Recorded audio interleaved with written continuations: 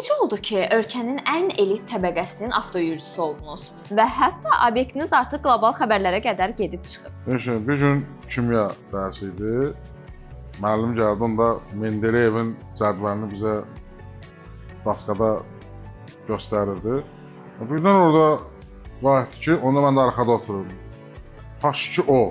Bu sözü eşitdim, səsi eşitdim. H2O deyəndə tüylərim biz oldu. Ürəyim belə dayanmadan başladı vurmağa. Mən belə qan dövranım belə işləməyə başladı da bildim. Belə dəyişildim. Dedim ki, yox, H2O nəsə var. Elə vaxtdan başladım su ilə bağlı araşdırmalarımı aparmağa. Nə bilim, içli su, soyuq su, kəmşinin su, şirin su, yodlu su, duzlu su, şorlu su, məsələn də və s.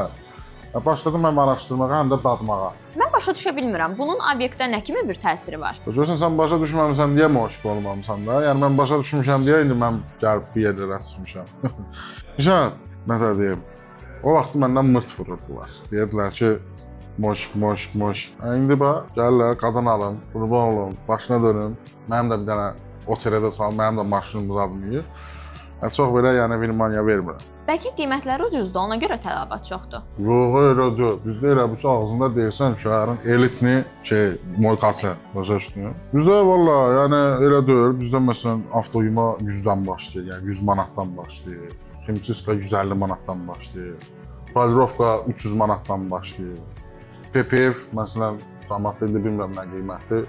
Məndə 6000 zar, yəni yuxarıdır. Təbii ki, keyfiyyətlidir, başa düşdün. Məsələn, gəldim maşınını qoydum bura, maşının çimir, sən də burada özün qəlyan, nə bilim, çay, yemək, nə istəyir, başa düşdün, hər şey var. İstirahət, ailə ilə gəl, nə bilim, yoldaşınla gəl. Otur burada istirahət elə, maşına bax, maşında yürü. Bəs nəyə görə obyektin adını Karvanla qoydunuz? Elə ki, o vaxtı su ilə bağlı araşdırmalarımı hamamda, vannada aparırdım. Maşınla da bağlı marağım çox idi da. Elə ki, İngiliscə maşın kar, bu da vanna, kar, vanna, elə birləşdirdim də, yəni belə kreativ.